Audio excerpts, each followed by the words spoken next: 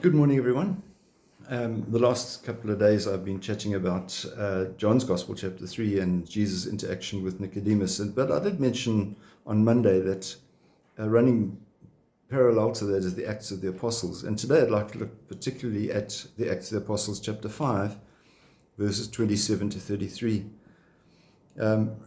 Just if we were to have a look at the Gospel of, at least of that passage from yesterday, we see, in fact, that it is the situation where the early disciples had been thrown into jail, and during the night, the angel appeared to them, and they were taken out of the jail. They were released from the jail, and they went into the synagogue. And that was a bit surprising because the doors of the jail were not locked, or were not unlocked rather, and the soldiers were still there. So when they woke up in the morning, they were a little bit puzzled to see, that everything's locked up. The apostles were gone. Now, just not saying they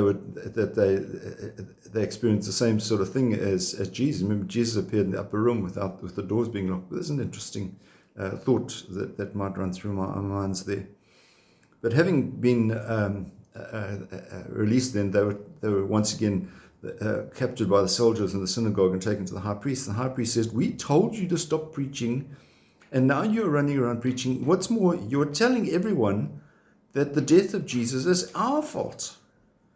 That's not a way to actually win friends, I don't think. That's our fault. And Peter's response is inflicted upon them. It infuriated them.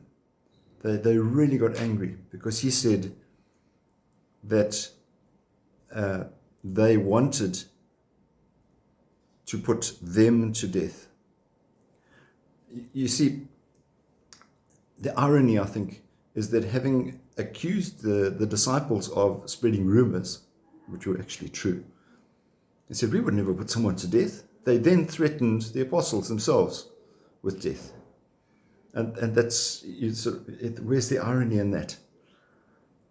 And I think it's a whole story of, there's none so deaf as those that will not hear.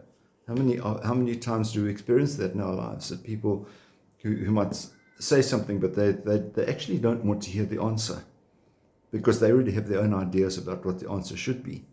You can say what you like, they're never going to be persuaded. There are none so deaf as those that will not hear. It should not stop us from the challenge of challenging people who are not speaking the truth.